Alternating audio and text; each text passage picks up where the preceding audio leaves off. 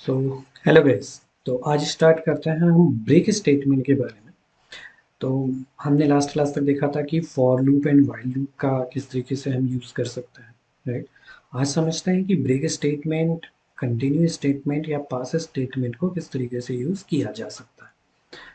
तो the break statement gets you out of a loop. Generally हमने एक loop start किया है, तो हमें लूप के बाहर यदि जाना हो, अब लूप के बाहर कब जा सकते हैं कि मल्टीपल कंडीशंस पर, कि पर्टिकुलर कंडीशन पर हम आउट होना चाहते हैं लूप से, उस वक्त हम यूज करेंगे ब्रेक स्टेटमेंट का, right. So no matter what the loops ending condition, break immediately says I am out here, the program continues with the next statement immediately following the loop, right.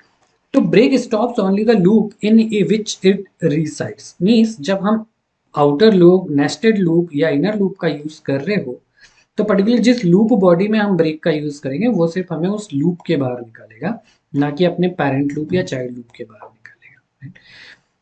तो same एक break statement होता है, एक continue statement. तो continue performs a jump to the next test condition in a loop, means generally ये क्या काम करता है कि किसी एक पर्टिकुलर डिजायर्ड कंडीशन को जंप कराने का काम करता है। कोई स्टेटमेंट आगे नहीं बढ़ाएगा, डायरेक्टली हम चले जाते हैं फिर नेक्स्ट फंक्शन के पास। तो ये जंप कराता है पर्टिकुलर उस टेस्ट कंडीशन से लूप को, right. Continue and pass, continue and break, both statement used with loop only, right. जब भी हम फॉर लूप या व्हाइल लूप का यूज करें तब हम यूज करते हैं pass, break and continue statements का, ओके। तो हम इन्हें इम्प्लीमेंट कर देखते हैं कि किस तरीके से हम इन्हें यूज कर सकते हैं। तो चलिए स्टार्ट करते हैं ब्रेक के एग्जाम्पल के साथ कि ब्रेक, कंटिन्यू या पास स्टेटमेंट का हम किस तरीके से यूज कर सकते हैं। एक लिस्ट है हमारे पास कैंडिडेट्स की,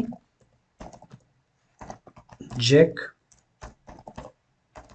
जॉन, पीटर, सैम, मैक।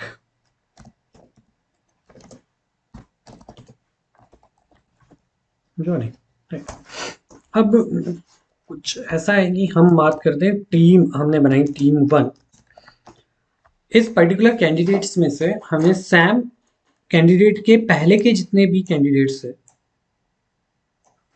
उन कैंडिडेट्स को हमें इंटर करना है टीम 1 में। अब चलिए यहाँ पर तो 3-4 वैल्यू है, बट एक्चुअल में यदि डेटा देखे तो हो सकता है कि वहां पर हमें नहीं पता कि सैम की एक्चुअल में इंडेक्स पोजीशन क्या हो सकती है, राइट। तो हम इसको किस तरीके से परफॉर्म कर सकते हैं, तो हमने कहा कि for a in candidates, candidates spelling ठीक है, ठीक है, राइट। अब अगर ऐसा होता तो हम कहते कि टीम 1 डॉट अपेंड, क्या कर दो वैल्यूज, किसकी वैल्यू, ए की वैल्यू। तो अगर हम टीम 1 को प्रिंट कराएं तो टीम 1 का आउटपुट यदि हम देखें तो जो कुछ वैल्यू कैंडिडेट्स के अंदर थी वही सारे टीम 1 में आ गए। तो हमें सारे कैंडिडेट्स नहीं चाहिए टीम 1 में, हमें सैम के पहले के सारे कैंडिडेट्स चाहिए। मतलब ये जो अपेंड मेथड एग्जीक्यूट हो रही है या 7 नंबर ऑफ लाइन जो एग्जीक्यूट हो रही है, किसी ना किसी कंडीशन पर होनी चाहिए। मतलब सैम के बाद इटरेशन क्या हो जाए, हमारा स्टॉप हो जाए, क्योंकि सैम के बाद के सारे कैंडिडेट्स हमें टीम 1 में नहीं चाहिए।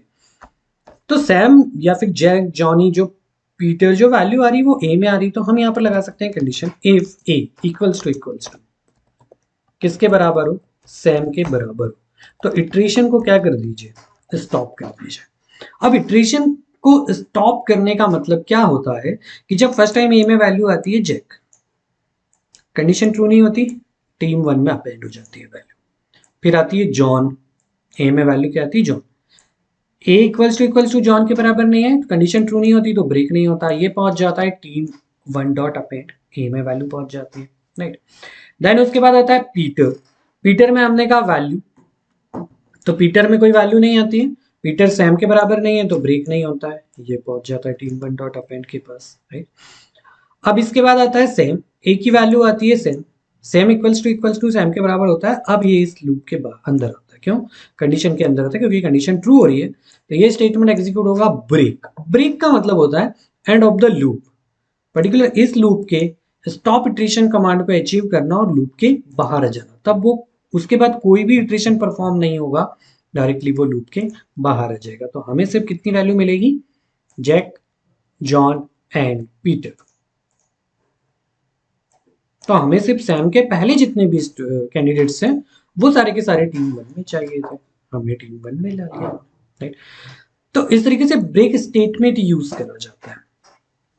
अब यदि हम बात करें कंटिन्यू की, राइट, तो हम इसी कोड को लेते हैं, इसको कर देते हैं हम कमेंट आउट,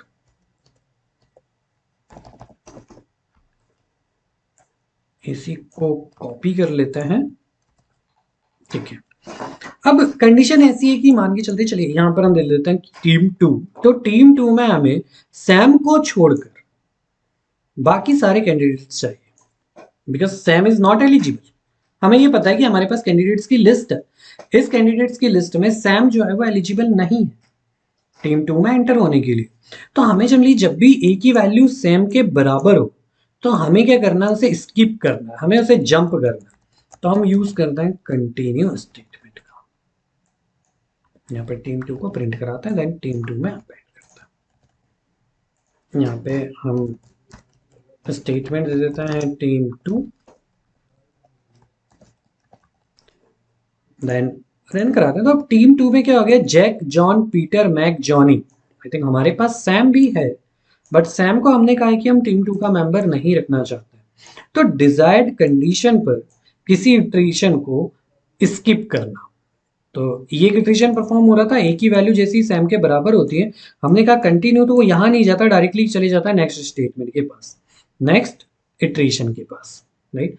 तो टीम टू में अपेंड ही नहीं होता है, तो जिसकी भी वैल्यू सेम होगी उस कैंडिडेट को टीम टू में ऐड नहीं करा जाएगा।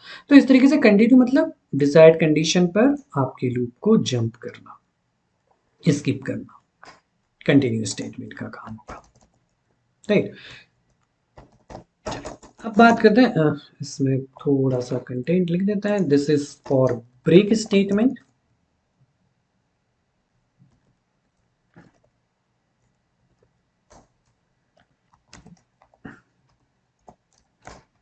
कंटिन्यू,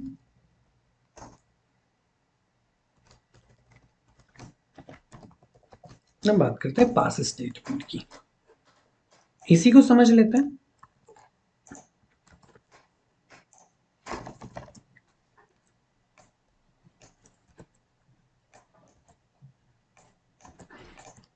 अब हुआ यूं कि पास स्टेटमेंट रिटर्न्स नन, एजेंटली क्या रिटर्न करता है, नन की तरह कंसीडर होता है। नन मतलब कुछ भी नहीं।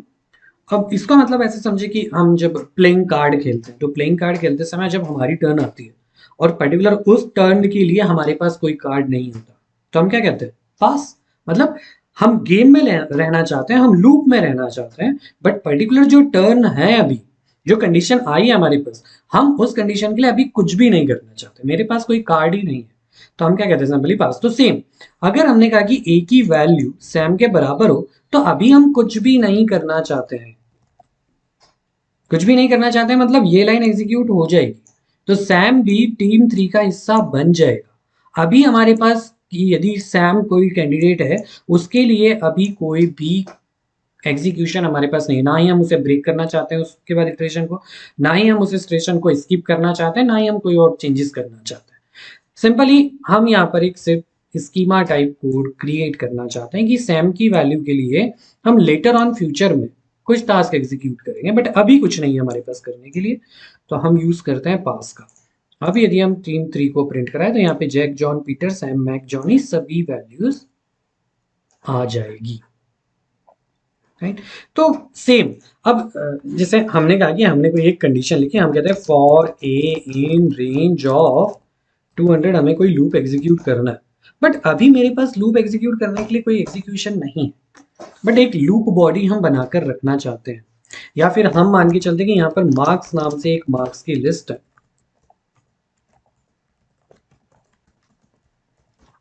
राइट। इस मार्क्स की लिस्ट के साथ हमें कोई टास्क एग्जीक्यूट करना है, बट अभी कुछ नहीं करना है, लेटर ऑन हम कुछ करना चाहते हैं, इन फ्यूचर में हम कुछ करना चाहेंगे, ओवर द प्रोग्राम हम कुछ करना चाहेंगे, तो हम एक बॉडी बनाकर रख लेते हैं, तो ये नन रिटर्न करता है, ये कुछ भी नहीं करता है, राइट। तो इस तरीके से हमने आज देखा ब्रेक, कंटिन्यू एंड पास। तो दैट्स ऑल फॉर टुडे। अब मिलेंगे हम नेक्स्ट टॉपिक में, तब तक के लिए हैप्पी कोडिंग, बाय बाय।